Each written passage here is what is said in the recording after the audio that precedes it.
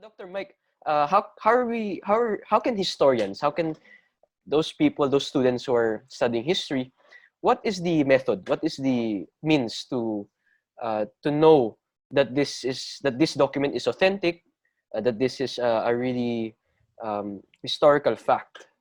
Yeah, well, How can a person determine that fact, that veracity of a document? well, there's a lot of different ways of doing that. And, are we talking about the authorship of the document, the way, like if we're talking about the authorship of the Gospels or the authorship of Plutarch's Lives, or anything like that, the means to discovering that are going to be different from saying, how do we know that Caesar crossed the Rubicon?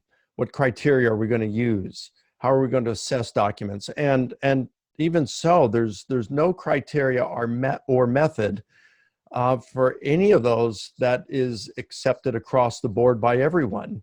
So, I mean, this just becomes a problem. This becomes a challenge that there's no method that is accepted across the board by every historian, and this is how we do things. So, put in a different way, as many historians have said, there are no canons of history. There are no canons or principles that are accepted by everyone in terms of historians or biblical scholars. So even in biblical historical Jesus studies, a lot of us, perhaps most of us, would use what are called the criteria of authenticity.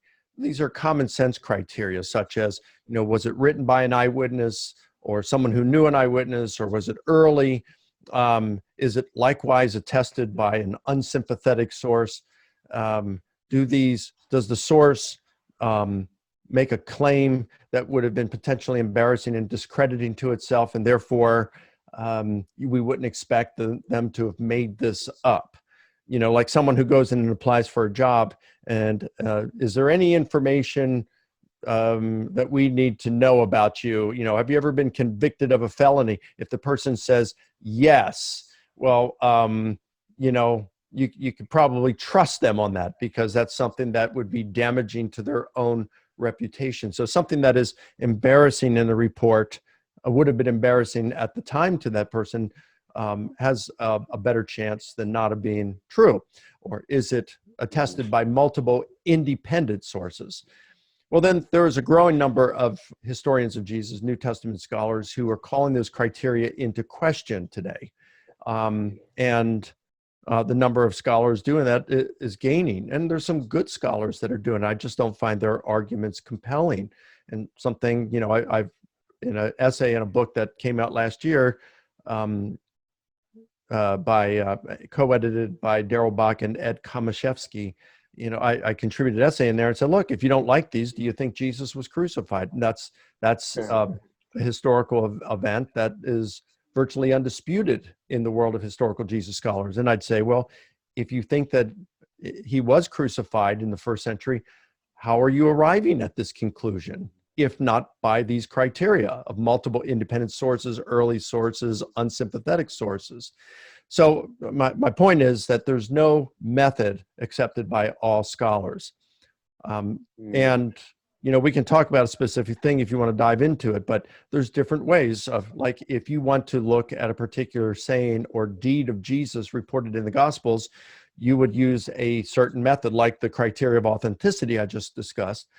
But if you were looking to compare whether the hallucination hypothesis or the disciples stole the body and lied about it, or Jesus rose from the dead, and you're comparing those three hypotheses, well, now you're going to apply different criteria, such as explanatory scope, which hypothesis best explains the data, explanatory power, given the truth of a hypothesis, what kind of things do we expect, and do we get those things? And the one that get what we would expect, given the truth of the hypothesis, the one that gives us most, is probably what occurred. And you look at plausibility, and which is less ad hoc, and things like that. So you're using a different sort of criteria.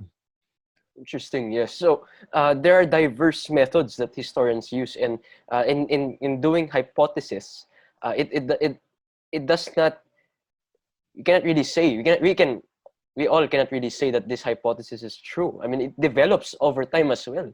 And in order With to fit, 100% certainty, of course, we can't say it's. yes, 100%. But Yeah. would you also grant, Dr. Mike, the common methodology, like the internal and external criticisms? Because that's always been, I believe that's always been taught in the schools, in the universities, wherein when you look at document, external criticism, you look at the date, when was it written, who wrote it, and then you compare it to other documents. And then the internal criticism, what can you say about the author? What's the reason why he wrote it? What's the reason why he wrote this document? I believe that's also one, I would say. Sure, that's I would say stuff about that's involved in what we call higher criticism of the New Testament. And yeah, those things are important, and those are questions we all ask when it comes to something like who wrote the Gospel of Mark, who wrote the Gospel of John, things like that. Problem is, of course, they're going to be, scholars come to different answers. I'm more optimistic about, let's say, the authorship of Mark than a lot of scholars are. Now, today I have a student, I'll be talking with him and on a video pretty soon about some prolegomena in Mark's gospel, like who wrote Mark, where scholarship is on this, and things like this. So he gives all the arguments for Mark and authorship, all the arguments against it, and all this kind of stuff. So yeah, I'm more optimistic, positive about the authorship of Mark. Yeah, there are some problems with some of the evidence supporting the authorship of Mark, but if you allow those problems to cast doubt on whether the traditional authorship of Mark, well, of course you can allow it to cast doubts, but if you do so to the extent that you say Mark did not write Mark, and that the Gospel of Mark is not largely based on what Peter had told Mark, well, if you're going to be consistent, you're going to throw out the authorship of Plutarch's lives and say, well, Plutarch probably didn't write them. That Sallust probably didn't write the war with Catiline and the war with Jugurtha and his histories. And you're going to have to throw out a lot of those things because the evidence we have for the authorship of Mark is superior to what we have to some of the major classical literature, which is virtually undisputed by classicists.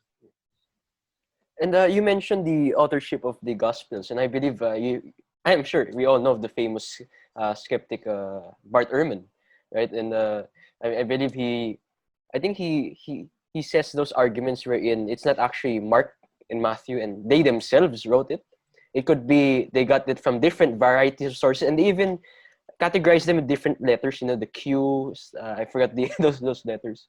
What can you say about that? I just want to hear your thoughts on that, sir.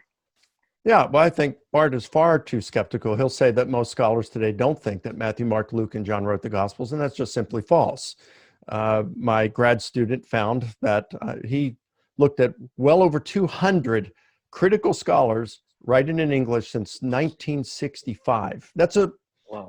It's not exhaustive, but it's a very robust sampling.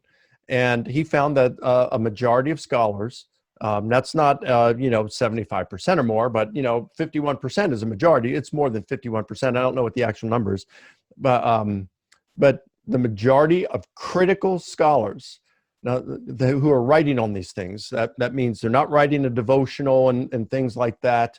They're writing and dealing with the pro and con arguments for who wrote Mark and where he got his information from.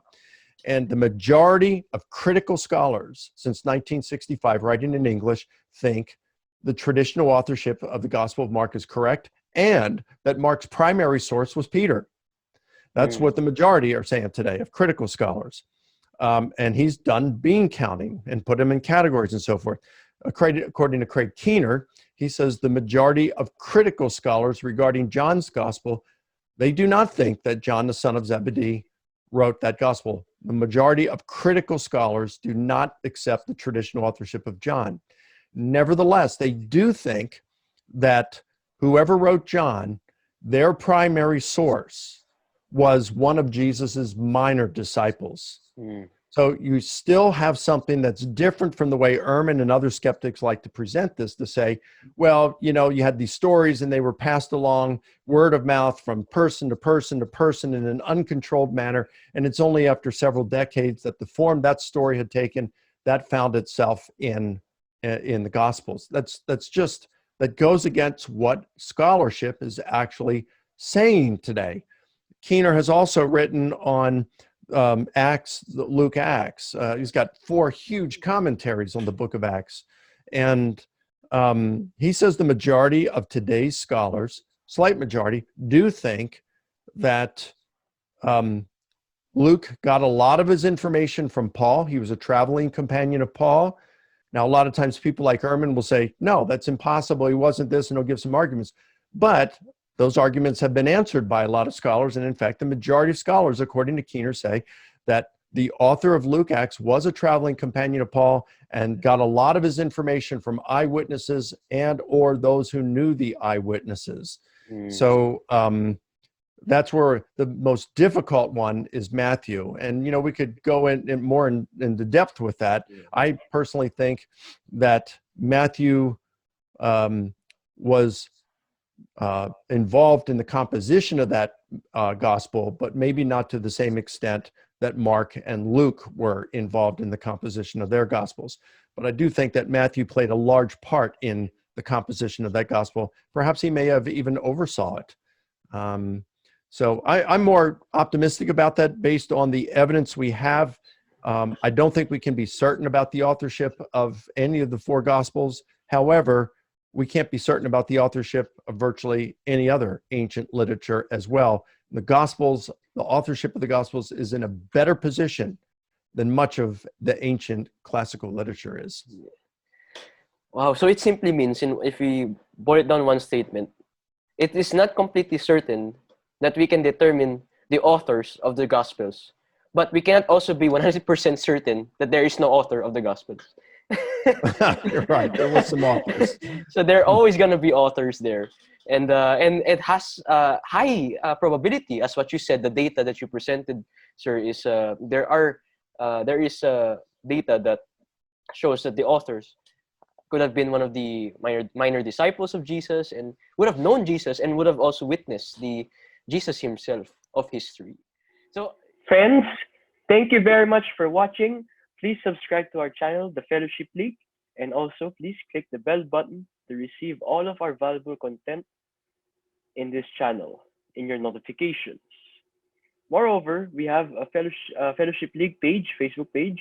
Please do like and follow and share this page to your friends and families and loved ones who need the encouragement, the facts, the cross, and discourses, fun-filled, with comfort, with intellectual facts and factual discussions for you guys. Thank you very much, and God bless you all.